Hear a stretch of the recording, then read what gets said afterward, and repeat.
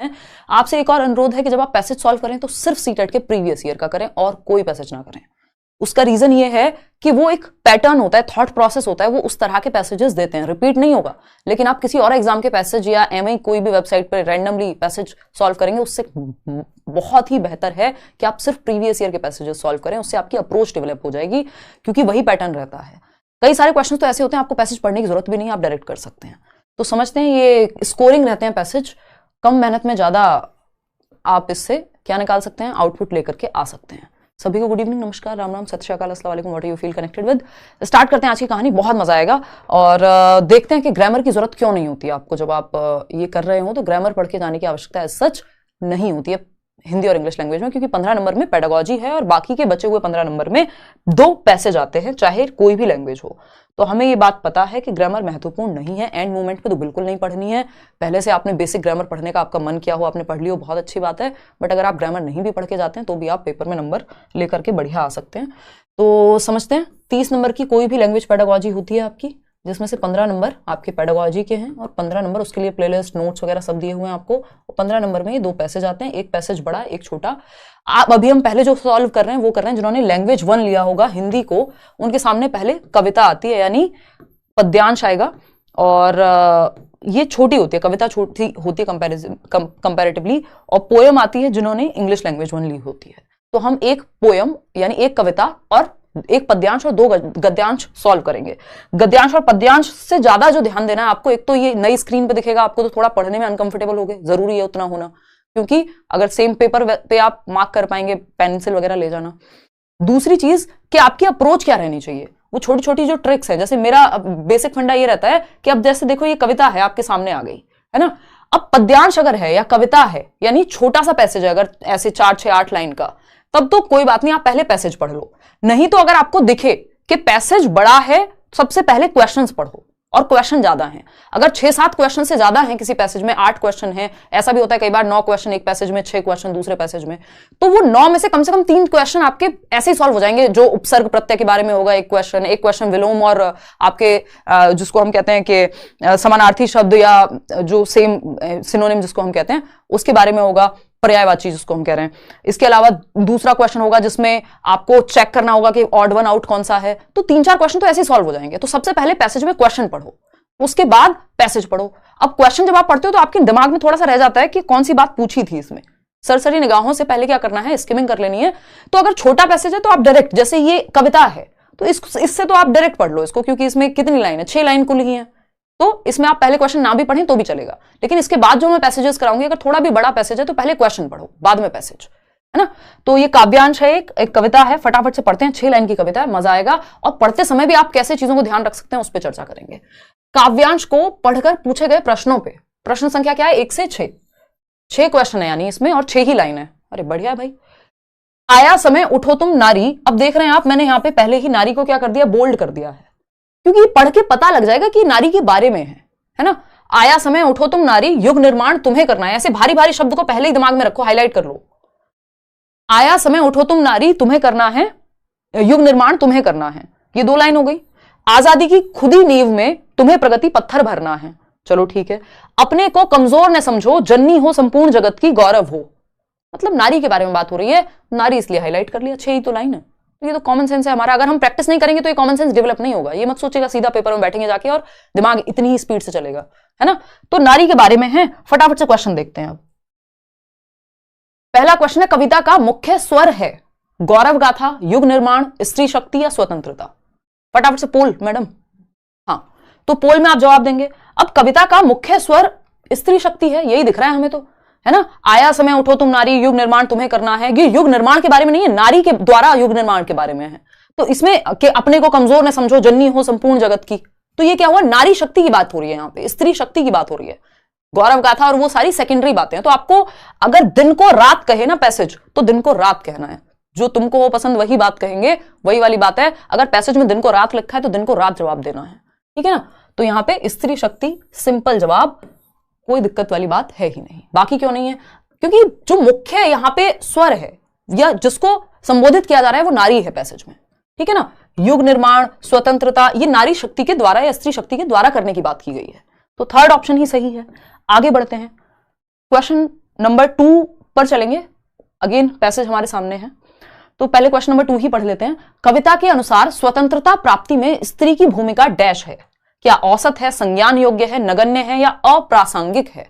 अगर आपने अब दोबारा पैसेज को नहीं भी देखा तब भी आप जवाब दे सकते हैं कि भाई नारी की शक्ति को या स्त्री शक्ति को महत्वपूर्ण बताया है कि जो युग निर्माण के पत्थर हैं उसको तुम्हें ही नींव रखनी है और इस तरह की बातें कही हैं, अपने आप को कमजोर मत समझो। तो औसत तो नहीं हो सकती नारी की भूमिका स्वतंत्रता प्राप्ति में, क्योंकि महत्व दिखाया है पूरी कविता में, तो औसत तो एवरेज होता है, वो तो होगी नहीं। महत्वपूर्ण ही जो पूरा संबोधन ही है वो नारी को लेकर के है। संज्ञान योग्य है, हाँ मतलब ध्यान में रखने योग्य है, जिसपे फोकस किया जाना चाहिए, बात तो सही है। फिर भी देख लेते हैं, नगण्य है यानी 0 है, शून्य के बराबर है, इग्नोरेंट बहुत ही ज्यादा ध्यान देने योग्य नहीं है, ऐसा नहीं है। अप्रासंगिक है यानी प्रसंग ही नहीं है, कोई प्रसंग ही नहीं उठता, कोई संदर्भ ही नहीं है नारी शक्ति के द्वारा स्वतंत्रता का, ऐसा नहीं है। तो हमें सिंपल पता है पैसेज में जवाब संज्ञान योग्य है, महत्वपूर्ण भूमिका है, तो बिना पढ़े भी दे दिया ये तो जवाब। तो ये थोड़ा सा कॉमन सेंस है, जो आप ज्यादा पैसेज सॉल्व करेंगे और तरीके से करेंगे तो डेवलप हो जाएगा। अब आते हैं क्वेश्चन नंबर 3 पर। स्त्री के लिए किस विशेषण का प्रयोग नहीं किया गया है? खुद से कर लो कोशिश, है ना। 6 अब आपको पता है गौरव की बात इसमें हुई है, अबला का प्रयोग, नींव की बात हुई है, सबला यानी सबल जिस शक्ति जहां पे होती है। अबला नहीं कहा गया, नारी को अबला नहीं कहा गया पैसेज में, कमजोर नहीं दिखाया गया। स्त्री शक्ति की बात हुई है, यहां पे कमजोरी की तरह देखने की बात नहीं हुई है। एक तरह से वुमेन एम्पावरमेंट पे हम कह सकते हैं एक पैसेज है, तो सॉरी कविता है। तो कविता छोटी होती है, सॉल्व करने में आसान होती है, बस समझ में आ जानी चाहिए। तो विशेषण शब्द का कौन सा एक एडजेक्टिव है जो नारी के विषय में नहीं हुआ? तो अबला, हम कहते हैं ना अबला नारी, बेचारी अबला नारी। अब ये बेचारी, अबला, ये सब कैसी बातें हैं जो यहां पे हुई ही नहीं है, विशेषण है ही नहीं। तो सबला है, नींव है, गौरव है। एक बार फिर से देख लेते हैं, है ना, कि विशेषण की अगर हम बात करें तो उठो तुम नारी, युग निर्माण तुम्हें करना है, आजादी की खुदी नींव में तुम्हें प्रगति पत्थर भरना है, अपने को कमजोर न समझो। तो अबला तो मतलब ही नहीं है, यहां पे कहीं बात ही नहीं है, गौरव की बात हुई है।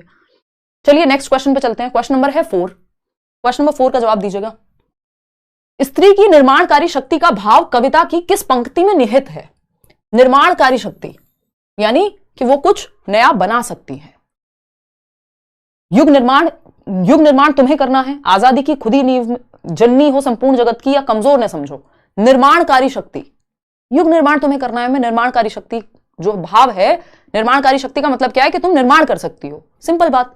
तो ये तो आंख बंद करके भी जवाब दे दोगे, युग निर्माण तुम्हें करना वाली पंक्ति में है, ना कि आजादी की खुदी नींव। और निर्माणकारी की बात यहां पे युग निर्माण करने से है, सिंपल बात है, कोई दिक्कत नहीं है इसमें। कमजोर न समझो नहीं, निर्माणकारी शक्ति पूछा है आपसे, तो आपको पता है यहाँ पे युग निर्माण तुम्हें करना है, तो इसका सिंपल सा मतलब है कि निर्माणकारी शक्ति की बात हो रही है, ठीक है ना। किसका निर्माण करना है? युग का। नेक्स्ट पे आते हैं, सेकेंड लास्ट क्वेश्चन है। कविता के अनुसार स्त्री को गौरवगान करते रहना चाहिए, पत्थर भरने का कार्य ही करना चाहिए। पत्थर भरने की बात तो यहां हुई ही नहीं थी, उन्होंने कहा था कि नींव में पत्थर आपको लगाना है, लेकिन ये लिटरली ले गए इसको, है ना। स्वयं की शक्ति को पहचानना होगा या जननी के रूप में ही रहना होगा। एक तो ये ही वाले जो उत्तर होते हैं ना, ऑप्शन होते हैं, इनसे वैसे ही बचना चाहिए, ये एक तरफा बात करते हैं, है ना। तो यहां पे स्वयं की शक्ति को पहचानना होगा कि अपनी शक्ति को पहचानो, जननी हो तुम, वो जननी कहकर के यहां शक्ति को पहचानने की बात हुई है, ना कि ये कि जननी ही रहो बस, बाकी कुछ मत करो, है ना। तो स्वयं की शक्ति को पहचानो, यही बात इन्होंने पैसेज में की है। इतनी बात क्लियर है, यहां पे लिखा भी हुआ है, देखो, आजादी की खुदी नींव में तुम्हें, ये अपने को कमजोर न समझो, जननी हो संपूर्ण जगत की, गौरव हो। तो यहां पे युग निर्माण की बात हो रही थी, ना कि। अब क्वेश्चन नंबर 6 है, इसमें लास्ट क्वेश्चन है, इतना टाइम आपको लगेगा नहीं, ये मैं आपको समझा करके चल रही हूं इसलिए थोड़ा सा समय लग रहा है। जननी हो संपूर्ण जगत की डैश पंक्ति में कौन सा अलंकार है? अब एक क्वेश्चन आ गया व्याकरण का, तो इसलिए व्याकरण की बेसिक नॉलेज आपको, जब आप ये क्वेश्चन सॉल्व कर रहे होंगे, मैंने पता नहीं कितने साल पहले पढ़ी होगी हिंदी, उसके बावजूद दिमाग में क्लिक कर जाता है ना। तो आप थोड़ा सा रिवाइज करके चले जाएंगे, बस अलंकार पढ़ लिया मान लो, या नहीं भी पढ़ा अलग से, तो जब आप ये पैसेज सॉल्व कर रहे होंगे या कविता या गद्यांश पद्यांश सॉल्व करते समय क्या करें, थोड़ा सा गूगल खोल के देख लें, वहीं पढ़ लें, या आपके पास किताब हो तो उससे पढ़ लें, है ना, तो बस हो जाएगा काम। तो ये 38% लोग इसमें जवाब दे रहे हैं, मतलब इसमें आप थोड़े से गड़बड़ कर रहे हैं। क्वेश्चन क्या है देखते हैं, कौन सी पंक्ति में पूछा है। जननी हो संपूर्ण जगत की, जो वर्ण जो है या जो अक्षर है उसकी ही आवृत्ति है यहाँ पे, जननी हो संपूर्ण जगत की, तो अनुप्रास है, उपमा है, रूपक है, यमक है। अब पूरे वर्ड की तो आवृत्ति नहीं है, पूरे शब्द की तो नहीं है, किसकी है? वर्ण की आवृत्ति है। वर्ण क्या है, अक्षर क्या है? जो। जननी हो संपूर्ण जगत की, तो वर्ण की आवृत्ति कहां आती है? अनुप्रास में आती है, बेसिक बात है ये हमारी, है ना। वो रघुपति राघव राजा राम, तो वो र वर्ण बहुत बार आया है वहां पे, तो अनुप्रास अलंकार है।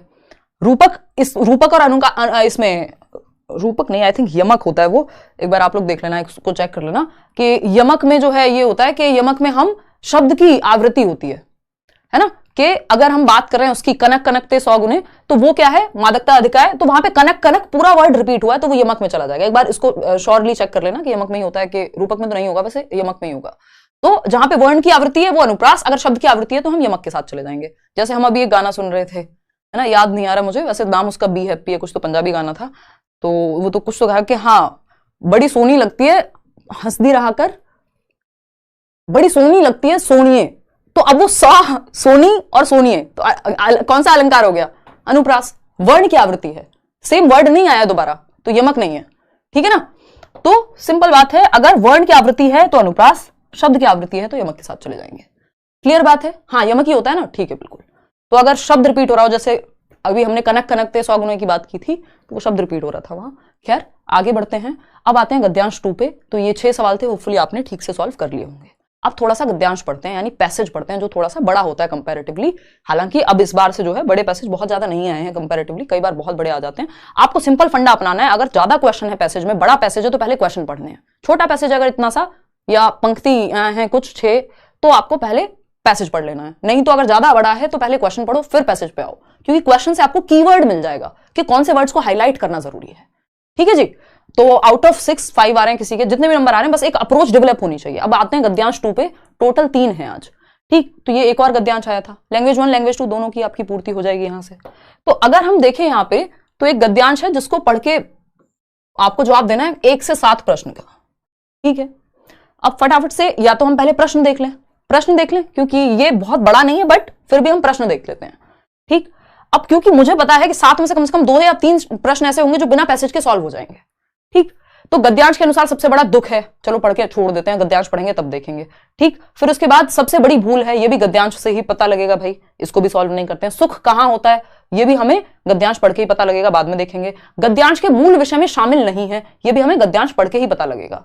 ठीक है जी, गलत कार्य करने से डैश की हानि होती है, भाई ये भी गद्यांश से ही पता लगेगा, है ना। किस शब्द में एक प्रत्यय का प्रयोग संभव है, इसके लिए आपको गद्यांश पढ़ने की 0% आवश्यकता है। अगर आपको पता है लास्ट में टाइम कम बचा हो, कुछ भी हो, तो एटलीस्ट इस तरह के क्वेश्चन तो कराना कि 7 में से 3 क्वेश्चन तो सॉल्व कर दो।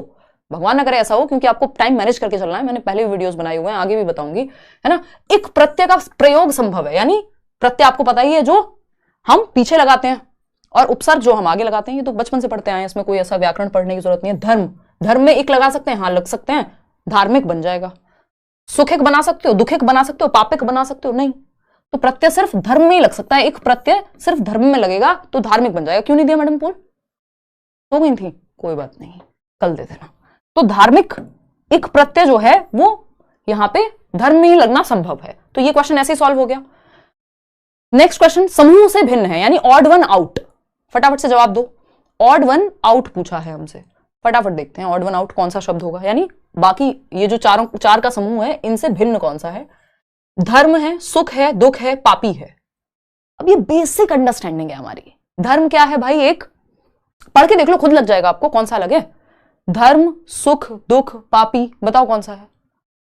ये कौन सा पोल दे दिया है, ये गलत आंसर क्यों दे रहे हैं सारे। क्वेश्चन नंबर 7 का ही तो दिया है। अच्छा, इसमें गलत आंसर दे रहे हो, कहां स्कूल के पीछे क्यों पढ़ाई की थी भाई। 35% लोग सही जवाब दे रहे हैं, सिर्फ ऑड वन आउट पूछा है सरकार। समूह से भिन्न, धर्म, सुख, दुख, पापी, पढ़ के पता नहीं लग रहा। धर्म, सुख, दुख, ये सब क्या है, नाउन। नाउन मतलब संज्ञा की बात हो रही है यहां पे, है ना, क्या है, संज्ञा है। जबकि पापी, पाप करने वाले को पापी कहोगे ना, तो विशेषण हो गया वो। यहां पे बेसिक ये संज्ञा थी, पाप होता तो वो संज्ञा हो जाती, धार्मिक लिखा होता तो अलग हो जाता। तो बाकी तीनों तो संज्ञा है, धर्म है, सुख है, दुख है, अपने आप में कॉन्सेप्ट की बात हो रही है, कॉमन सेंस भी लगा लो। पापी क्या है, पापी पाप करने वाले को कहेंगे, धर्म को अपने आप में धार्मिक कहेंगे धर्म करने वाले को, तो ऐसा तो लिखा नहीं यहाँ पे। तो पापी अलग हो गया इन तीनों से, क्यों, क्योंकि ये विशेषण की ओर हमें ले जा रहा है, विशेषता है किसी व्यक्ति की। अब कैसी विशेषता है तो आप देख ही रहे हैं। ठीक, तो डी ऑप्शन होगा फर्स्ट। क्यों होगा इसमें, धर्म के पीछे क्यों पड़े हो, क्योंकि पैसेज धर्म के बारे में, भाई ये पैसेज से संबंधित ही नहीं है, ये तो बेसिक कॉमन सेंस वाला क्वेश्चन है। ठीक है, चलो खैर, तो पापी should be the right answer. आगे बढ़ेंगे, अब एक काम करते हैं, फटाफट से गद्यांश 3 पे नहीं जाएंगे, बाकी के क्वेश्चंस। तो 2 क्वेश्चन हमने ऐसे सॉल्व कर लिए, अब हमारे पास 5 क्वेश्चन बचते हैं, और इस बहाने हमने, इतना टाइम आपको लगेगा नहीं क्योंकि हमें स्क्रॉल कर रही हूं तो ज्यादा समय लग रहा है, तो अब फटाफट से आ जाते हैं अपने पहले क्वेश्चन को पढ़ के पैसेज सॉल्व करेंगे। लास्ट के 2 हमने कर लिए, बस 5 क्वेश्चन अब हमें सॉल्व करने हैं, ठीक है बात। गद्यांश के अनुसार सबसे बड़ा दुख है, अब ये क्वेश्चन देख ले, आते हैं गद्यांश पे। सबसे बड़ा दुख, अगर आप गद्यांश पढ़ेंगे एक बार, है ना, अगर आप पढ़ेंगे गद्यांश तो क्या होगा, देखते हैं। जीवन में कभी अभाव का दुख, अब पढ़ते ही मुझे समझ आ गया कि दुख के बारे में बात हो रही है। जीवन में कभी अभाव का दुख, कभी स्वभाव का, और कभी दुर्भाव का दुख, और इससे भी ऊपर सदैव तनाव का दुख। यानी दुख की बात हुई है कई बार, 2 ही लाइंस में रिपीटेडली दुख की बात हो रही है, जिसमें अगर हम देखें, जीवन में कभी अभाव का दुख, ठीक है, स्वभाव का दुख, ठीक है, कभी दुर्भाव का दुख, ठीक है, और इससे भी ऊपर यहां पे जोर दिया जा रहा है। ये मैंने बिना क्वेश्चन देखे हाईलाइट किया था क्योंकि आपको आइडिया लग जाता है कि जोर देने की बात हो रही है। तो इससे भी ऊपर सदैव तनाव का दुख।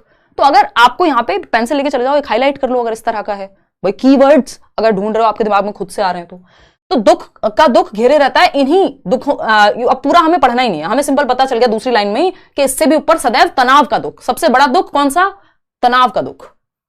बताओ, जवाब दो फटाफट मैडम। हाँ, तो अगर हम बात करें तो क्वेश्चन नंबर 1 अभाव का दुख, हाँ अभाव का भी दुख है, स्वभाव का भी दुख है, पीड़ा की तो सच यहां बात नहीं हुई, लेकिन सबसे बड़ा दुख जो सेकंड लाइन में दिया हुआ था, तनाव का दुख, स्ट्रेस, एंजाइटी, डिप्रेशन। हाँ क्या कह रहे हो, बहुत अस ब्रो अस ये चल रहा है ना आजकल में मीम्स पे पूरा ध्यान है मेरा। मैंने कई साल तक जो है रील्स नहीं देखी, आने के शुरुआत के मतलब शायद 1-2 साल जितना टाइम भी, और आजकल मैं थोड़ा देख लेती हूँ, है ना। तनाव का दुख आपको नहीं देखनी है ना, फिर भी आप मानते कहाँ हो, सबसे बड़ा दुख तनाव का दुख। ठीक, चलिए आगे बढ़ते हैं नेक्स्ट क्वेश्चन पे। नेक्स्ट क्वेश्चन क्या है, ये पैसेज मैंने बार बार डाला है ताकि आप इसको रेफर कर सकें। अब तो ऑफलाइन में ये फायदा होता है कि पैसेज करना सॉल्व आसान हो जाता है, थोड़ा सा पैसेज सॉल्विंग में थोड़ी आसानी होती है। क्यों? क्योंकि एक ही पेज पे आपको बार बार पलट के देख सकते हो, नहीं तो ऑनलाइन में दिक्कत होती है पैसेज सॉल्व करने में। तो अगर आप यहाँ पे भी सॉल्व कर पा रहे हैं, इसका मतलब ऑफलाइन में आप कर लेंगे। सबसे बड़ी भूल है, पहले पैसेज दे दो तुम, अभी तो बताना तो है, ढूंढना तो है आंसर। चलो कोई बात नहीं, 2 आंसर दो, कोई बात नहीं, चलने दो। तो सबसे बड़ी भूल है, अब देखते हैं भाई सबसे बड़ी भूल कौन सी है। भूल पे जाएंगे, फटाफट से स्कैन करेंगे, है ना। स्कैनिंग स्किमिंग पढ़ा है हमने इंग्लिश पेडागोजी में, और हिंदी में भी वही आएगा। सबसे बड़ी भूल कहीं दिख रही है भूल? हाँ, दुख हमारी भूल और हमारे मानवीय स्तर से गिरकर घिनौने कर्मों का फल है। चलो ये तो बता दिया कि फल है। भूल और कहां लिखा है? सबसे बड़ी भूल होती है कौन सी? पापों में प्रवेश, नए नए पापों में प्रवेश करने लगते हैं, ये हमारी सबसे बड़ी भूल होती है। अच्छा, दुखों से दूर रहने और सुख पाने की चाह में हम नए नए पापों में प्रवेश करने लगते हैं, ये सबसे बड़ी भूल है। तो ये सीधा स्कैन किया है कि सबसे बड़ी भूल, एक बार देखोगे पता लग जाएगा। तो नए नए पापों में प्रवेश करना क्या है? सबसे बड़ी भूल है। पूरा पैसेज क्यों पढ़ें बैठ के? तो सबसे बड़ी भूल है कहां? सुख पाने के लिए गलत काम करना, सुख पाने के लिए साधना करना, नहीं पापों में पड़ना। पाप करना गलत काम है, साधना थोड़ी है पाप, तो ये तो नहीं होगा। दुख से छुटकारे के लिए संन्यास लेना, तो संन्यास भी एक पॉजिटिव वर्ड हो गया यहां, तो फिर भी दुख से दूर भागना और एकांतवास ये भी नहीं है। सुख पाने के लिए गलत काम करना यानी और पापों में लीन होना। पाप क्या है? गलत काम, सेंस निकालना है। सिंपल, फर्स्ट ऑप्शन सही हो गया। आगे बढ़ते हैं थर्ड क्वेश्चन पे, मजे मजे में सॉल्व करते चले जाओगे, क्या दिक्कत है।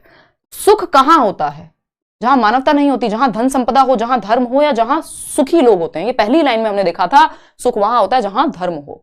सुख कहां होता है? सबसे ऊपर लिखा हुआ, जीवन में कभी दुख का अभाव, ये वो, कभी दुर्भाव।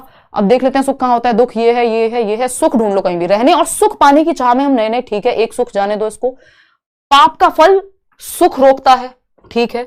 सुख चाहिए तो पापों से मुक्त होने की चाह जागृत करनी होगी, मिल गया, बस सुख के पीछे पड़ जाओ। कीवर्ड क्या है? सुख।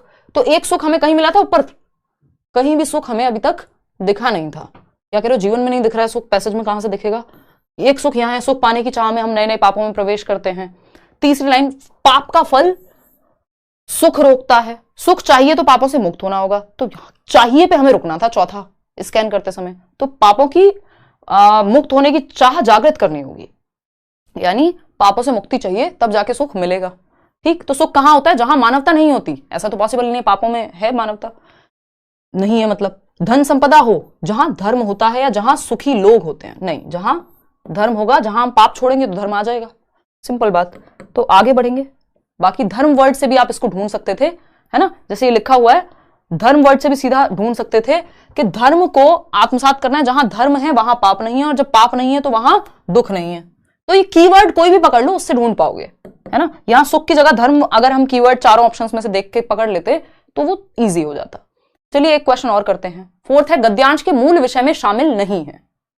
गद्यांश के मूल विषय में शामिल नहीं है दंड, सुख, दुख, धर्म। अब हमने इतनी देर से रामायण प्रॉपर भजन किया, गाई है कि धर्म की बात इसमें खूब हुई है, दुख को, सुख को भी हम हाईलाइट कर चुके हैं, तो एक ही बचा दंड। क्या जरूरत है इसे पढ़ने की? फिर सिंपल भाई, सुख, दुख, धर्म, पाप सारी चीजें हैं, दंड की बात नहीं हुई कि दंड मिलेगा, सिंपल बात। तो और वैसे भी तीनों ऑप्शन तो हम बार बार पढ़ चुके हैं, तो चले गए हम सीधा आंसर पे, क्या दिक्कत है। आते हैं, गलत कार्य करने से डैश की हानि होती है। अब सुख के बारे में है ये, तो सुख की हानि होगी, दुख की हानि तो गलत कार्य करने से नहीं होती, है ना।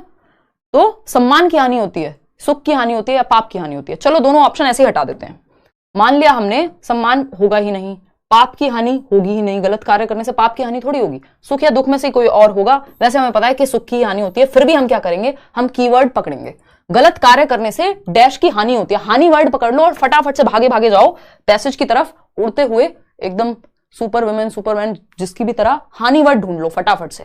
हानि लिखा होगा कहीं तो दुनिया के किसी कोने में, और ये आप तुरंत पकड़ जाओगे। क्यों? क्योंकि और जब बुक पे लिखा होगा तो आसानी से पकड़ जाओगे, ठीक है ना। डा डा डा डा डा डा डा डा डा डा डा डा डा। Okay okay okay okay okay okay okay okay okay okay okay, मुझे नहीं मिल रहा हानि। देखो एक बार, जहां धर्म है वहां पाप नहीं है, दुखों से छुटकारा और सुख प्राप्ति का एकमात्र डा डा डा। ठीक है ठीक है ठीक है। बड़ी बोले दुख अप्रिय है, दुखों से दूर रहने और सुख की चाह में नए नए पापों में प्रवेश करते हैं। वशीभूत, हानि तो दिया ही नहीं हुआ, इससे नहीं निकलेगा भाई, है ना।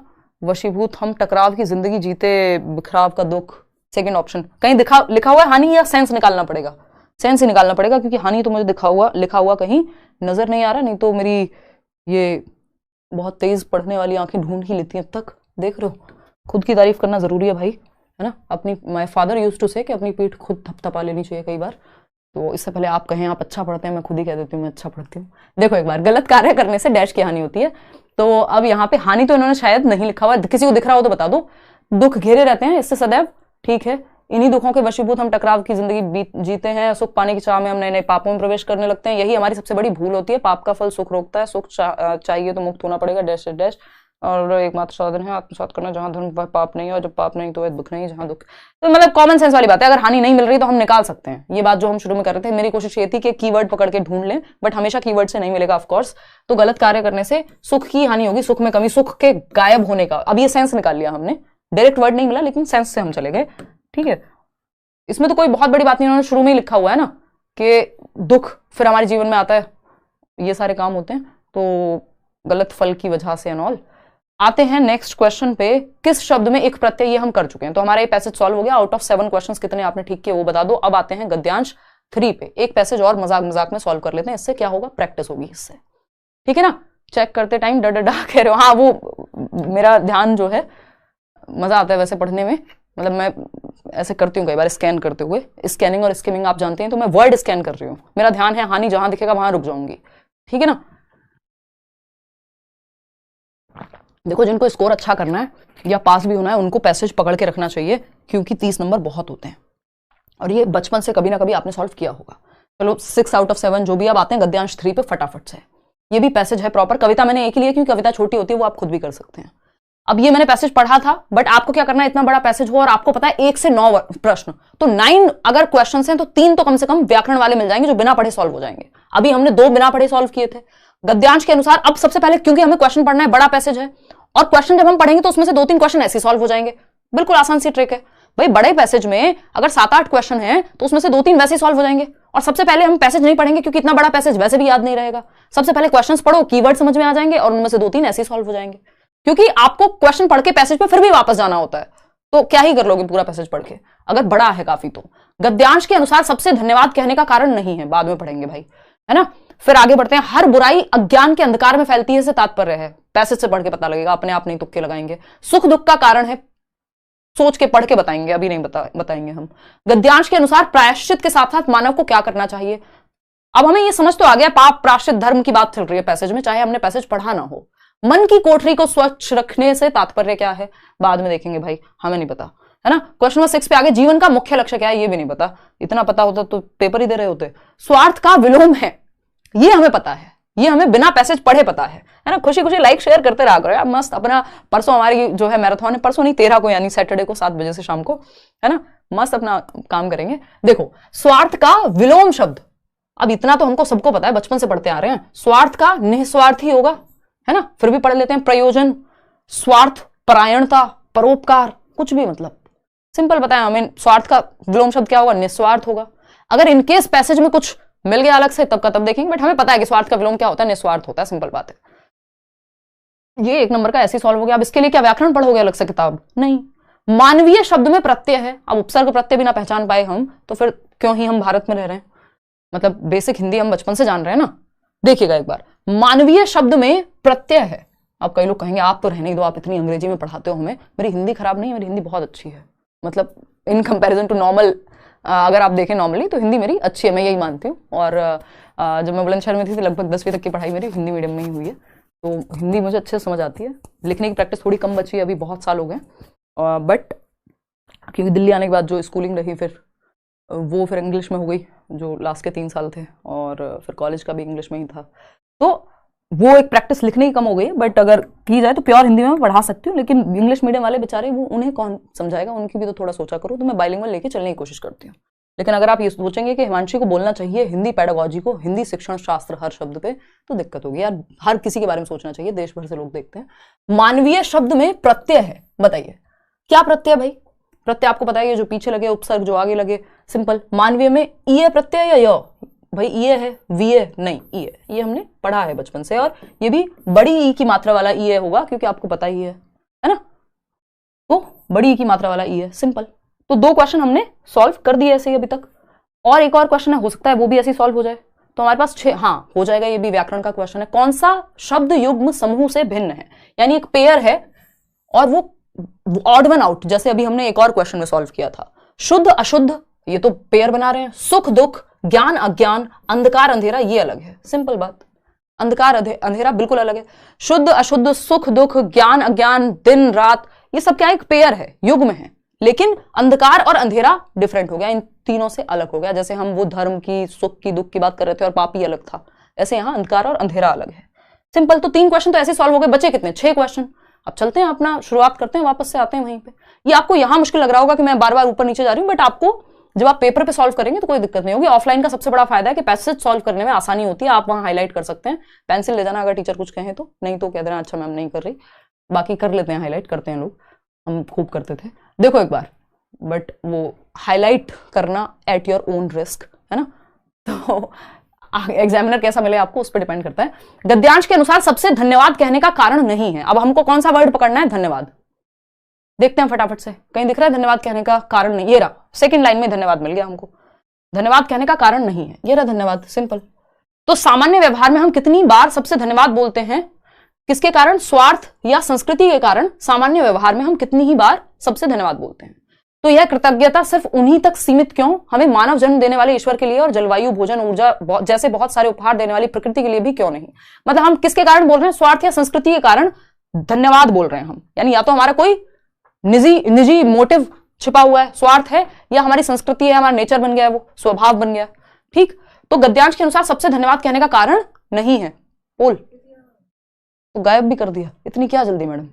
देखिए, तो गद्यांश के अनुसार सबसे धन्यवाद कहने का कारण नहीं है। दया, हाँ दया तो नहीं दिखा। स्वार्थ, संस्कृति, स्वभाव, चलो ठीक है, दया यहां पे सही उत्तर है, क्योंकि यही नहीं लिखा है। ठीक है, कॉमन सेंस से हो जाएगा, अगर आप रीडिंग भी देना चाहें तो दे सकते हैं। ठीक, आगे बढ़ते हैं, क्वेश्चन नंबर 2 देखते हैं फटाफट से। हर बुराई अज्ञान के अंधकार में फैलती है से तात्पर्य है, अज्ञानी व्यक्ति बुराइयां फैलाता है, अंधेरा होते ही बुराइयां फैल जाती हैं, अंधेरा सब बुराइयों की जड़ है, अज्ञानता के कारण बुराइयां फैलती हैं। अब इसमें तुक्का नहीं लगाएंगे, क्योंकि पैसेज ने जैसा कहा होगा, अगेन अगर पैसेज दिन को रात कहेगा तो हम दिन को रात कहेंगे, अपनी मर्जी से नहीं लगाएंगे कि हमें तो पता है इसका मतलब। तो हर बुराई, वो ग्रामेटिकल क्वेश्चन व्याकरण वाले सवालों में करना है, पैसेज वाले सवाल के साथ छेड़छाड़ नहीं, बिना पैसेज पढ़े नहीं करना। हर बुराई अज्ञान के अंधकार में फैलती है, फटाफट से ढूंढो अज्ञान का अंधकार। ये देखो, मैं जब पढ़ रही थी तो ऐसी दिमाग में आ गया, तो आप भी जब पैसेज पढ़ रहे होंगे, चाहे वो एक क्वेश्चन के लिए भी पढ़ें, तो आपके दिमाग में हाईलाइट आप कर लीजिएगा, अगर पैसेज पहले पढ़ रहे हैं तो। ठीक है ना। दुखों के कारण तो हमारे विकार हैं, बुराइयां, हर बुराई अज्ञान के अंधकार में फैलती है। तो अंधकार अलग से आपको नजर आ जाएगा, इतना बड़ा पैसेज नहीं है। अज्ञान के अंधकार में फैलती है, प्रकाश होते ही उसका सामर्थ्य खत्म हो जाता है। सुख दुख दोनों ही हमारे कर्मों के फल हैं। तो अज्ञान के अर्थ किसमें फैलती है? अंधकार में। यानी अज्ञानी व्यक्ति बुराइयां फैलाता है? नहीं, अज्ञान यहां पे फोकस है, अज्ञानी व्यक्ति नहीं। ठीक है, अंधेरा होते ही बुराइयां फैलती है, लिटरल अंधेरे की बात थोड़ी कर रहे हैं। अंधेरा सब बुराइयों की जड़ है। अच्छा, हो सकता है भाई अज्ञानता के कारण बुराइयां फैलती हैं, यही मेन मुद्दा यहां पे ये था। यहां पे अंधेरा नहीं था, मेन मुद्दा था अज्ञानता के कारण बुराइयां फैलती हैं। जब ज्ञान की रोशनी आती है, अंधेरा और रोशनी की बात डायरेक्ट नहीं थी, तो अपने आप अज्ञान खत्म हो जाएगा, सिंपल बात। आगे बढ़ते हैं क्वेश्चन नंबर 3 पे। क्वेश्चन नंबर 3 क्या कहता है? सुख दुख का कारण है। फटाफट से ढूंढते हैं सुख दुख का कारण, कहीं तो दिया ही होगा। आज तो हम पता लगा ही लेंगे जीवन में सुख दुख का कारण क्या होता है। देखो एक बार, सुख दुख का कारण दिख रहा है कहीं पे? डा डा डा डा डा। अच्छा सॉरी यार, नहीं करूंगी। भोजन डा डा डा डा डा डा। भाई मेरा फोकस बन पाता है डा डा डा करके, संवाद सारे डा डा डा। सॉरी, उसका सामर्थ्य खत्म हो जाता है। सुख दुख मिल गया, सुख दुख मिल गया, मिल गया, मिल गया, है ना। और जल्दी मिल जाता अगर आप डा डा डा करने देते तो। देखिए एक बार, सुख दुख दोनों ही हमारे कर्मों के फल हैं। ठीक है ना, सुख दुख दोनों ही हमारे कर्मों के फल हैं। तो क्या है सुख दुख? सिंपल, कर्मों के फल। तो प्रारब्ध हैं, यानी जो पिछले जन्म से चले आ रहे हैं, पूर्व जन्म के कर्म, भाग्य दुर्भाग्य कर्म, तो कर्मों का फल है। सुख दुख का कारण है कर्मों का खराब होना। मम्मी पापा बताते ही होंगे आपको, आज इन्होंने भी बता दिया। चलिए आगे बढ़ते हैं। नेक्स्ट क्वेश्चन क्या है? नेक्स्ट क्वेश्चन है, सेकंड लास्ट क्वेश्चन है, गद्यांश के अनुसार प्रायश्चित के साथ साथ मानव को क्या करना चाहिए? प्रायश्चित की बात हो रही है, प्रायश्चित देख लेते हैं भाई, है ना। क्या करना चाहिए? प्रायश्चित लिखा है कहीं पे? डा डा डा से शुरू करूं या आप ढूंढ लोगे ऐसी? प्रायश्चित देखो फटाफट से। ओके, डा डा डा डा डा डा डा, पवित्रता डा डा डा। ओके ओके ओके ओके, आपको लग रहा होगा ये मैं एक्टिंग कर रही हूँ, भाई ये नेचुरल है, अंदर से आता है, समझ रहे? डा डा डा। ओके, मानवीय पुरुषार्थ करते रहेंगे, डा डा डा। ओके ओके ओके, प्रायश्चित मिल गया, मिल गया, मिल गया। देखा, प्रायश्चित भी अवश्य करें। ठीक है, अगर हम बात करें मानवीय पुरुषार्थ करते रहें, मन की कोठरी को स्वच्छ रखें, जहां जरूरत हो प्रायश्चित भी अवश्य करें। कौन जाने कब किस रूप में प्रभु किस माध्यम से सहायक हो जाएं। ईश्वर के प्रति आभार प्रकट करना एक ऐसा अचूक तरीका है जो हमें असंतुष्टि और ईर्ष्या जैसी निकृष्ट बातों से ऊपर उठाता है। कौन उठाता है? ईश्वर के प्रति आभार प्रकट करना। और प्रायश्चित भी अवश्य करें, है ना। किस चीज के लिए?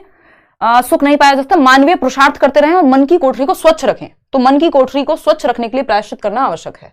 चलिए देखते हैं। तो गद्यांश के अनुसार प्रायश्चित के साथ साथ मानव को क्या करना चाहिए? पुरुषार्थ। तो वो लिखा ही हुआ था पहले वाली लाइन में, है ना। ये प्रायश्चित से पहले लिखा हुआ था पुरुषार्थ करते रहें, मानवीय पुरुषार्थ करते रहें और मन की कोठरी को स्वच्छ रखें, जहां जरूरत हो प्रायश्चित भी करें। तो पुरुषार्थ के साथ साथ क्या करें? पौरुषी आई थी, तो मुझे याद है उनका नाम जो है पौरुष से बना है। वो पौरुष से मतलब करेज की हम बात कर रहे हैं, एफर्ट की हम बात कर रहे हैं। तो अगेन मेरे को याद आ गया ये। तो यहाँ पे पुरुषार्थ का मतलब क्या है? एफर्ट से है, करेज से है, कर्म से है ना। तो सिंपल पुरुषार्थ करते रहे और उसके साथ प्रायश्चित भी कर लें कभी कभी। ठीक, सिंपल बात है, गिवन है। लास्ट क्वेश्चन पे आ जाते हैं। लास्ट क्वेश्चन क्या है? Question number 5। मन की कोठरी को स्वच्छ रखें से तात्पर्य है, अभी तो बात की थी हमने, मन की कोठरी को स्वच्छ रखें, मन सब विकारों का कारण है, मन को नियंत्रण में रखना, मन से बुरे भावों का निष्कासन या मन के अनुसार कार्य करना। फिर से मन कर रहा हो तो देख लेते हैं एक बार, ठीक है ना। तो देख लेते हैं भाई, मन की कोठरी को स्वच्छ रखने से क्या तात्पर्य है। आप कोठरी फटाफट से ढूंढो, डा डा डा करके। पेपर में ये मत करने लग जाना, टीचर बहुत। देखो एक बार, मन की कोठरी कहीं मिल रही है? डो डो डो डो डो डो डो डो डो डो डो डो। अभी तो था वो हमारे पुरुषार्थ करते रहे, कोठरी ये रही। मन की कोठरी को स्वच्छ रखें, जहां जरूरत हो प्रायश्चित भी अवश्य करें।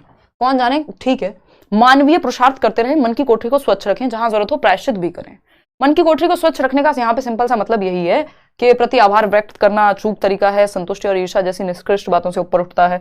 तो कुल मिला के सेंस क्या निकल रहा है यहाँ पे कि मन को साफ रखें या नियंत्रण में रखें या मैल से दूर रखें, यानी बुरी बातों से दूर रखें। नियंत्रण की बात ऐसा सच नहीं किया इन्होंने डायरेक्ट, तो हम नियंत्रण पे नहीं जाएंगे। देखते हैं, मन सब विकारों का कारण है, मान लिया जी, मन को नियंत्रण में रखना चाहिए, मान लिया। मन से बुरे भावों का निष्कासन करना, ये स्वच्छ रखने के सबसे पास है, क्योंकि यहाँ पे आपको एज इट इज आंसर नहीं मिलेगा। इन्होंने कहा सेंस निकालो, स्वच्छ रखने का मतलब क्या है, तात्पर्य क्या है।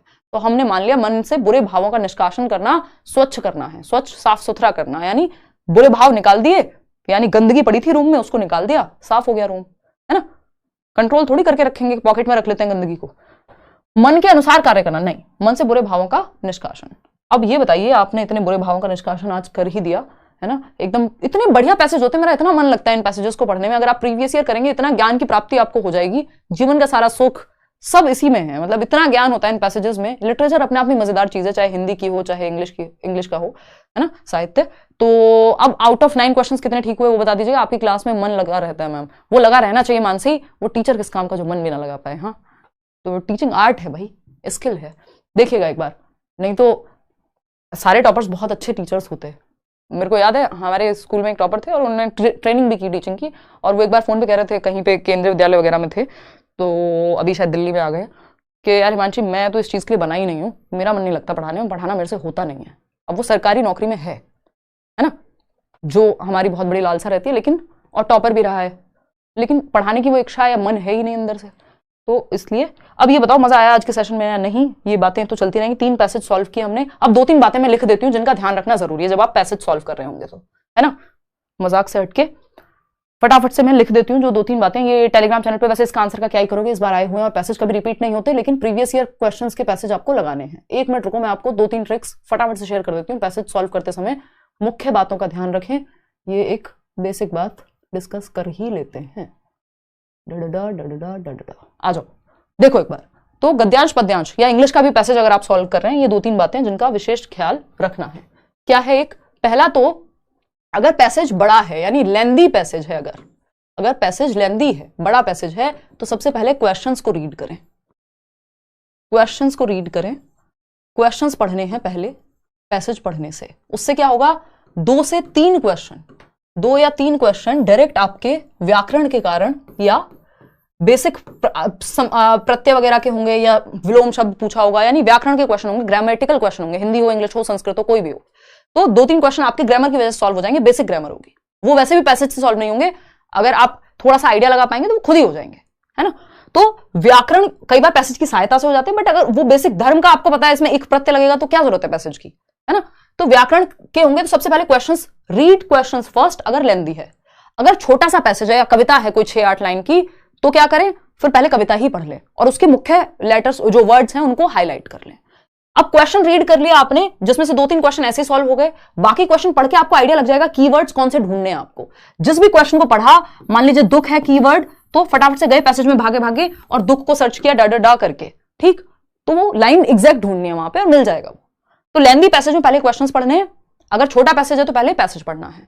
क्वेश्चंस पढ़ के 2 से 3 क्वेश्चन ऐसे ही सॉल्व हो जाएंगे। क्वेश्चन तो आप मतलब छोटे पैसेज में पढ़ेंगे तो 1-8 क्वेश्चन तो जरूर ग्रामर का होगा। 9 क्वेश्चन में से अगर 3 क्वेश्चन ग्रामर के थे तो 6 ही तो बचे, ठीक है ना। तो यहां पे ध्यान रखना है एक तो, और अगर कभी कोई डेटा हो, ये पैसेज का बहुत बड़ा हैक होता है, अगर कोई डेटा है, डेटा बोले तो कोई नंबर दिया हुआ है 1999 में ऐसा हुआ था, 1987 में ऐसा हुआ था, अब उसके अराउंड अगर क्वेश्चन तो सीधा आप वहीं चले जाएं, तो कीवर्ड के थ्रू। दूसरा सिंपल फंडा क्या है, कीवर्ड से सॉल्व करना है, कीवर्ड पे भागे भागे जाओ, वो लाइन ढूंढो जो लिखी हुई है क्वेश्चन में, ठीक है। तो ये 2 बातें तो जरूर ध्यान रखनी है। तीसरी इंपॉर्टेंट बात है प्रीवियस ईयर क्वेश्चंस। सीटेट का अगर पेपर देने जा रहे हो तो सिर्फ प्रीवियस ईयर क्वेश्चंस के पैसेज लगा लो, 5-10 जितने लगाए जाएं उतने से बात बन जाएगी, क्योंकि वो पैटर्न, वो थीम वही रहता है। अगर आप पेपर देने जा रहे हो सीटेट का और यूपीएससी के पैसेज लगा के जाओगे एसएससी के, शायद उतना फायदा ना मिले जितना सीटेट के प्रीवियस ईयर से मिलेगा, क्योंकि वो थॉट प्रोसेस सेम है। एग्जामिनर का पैसेज सेम कभी नहीं आएगा, थॉट प्रोसेस सेम आएगा।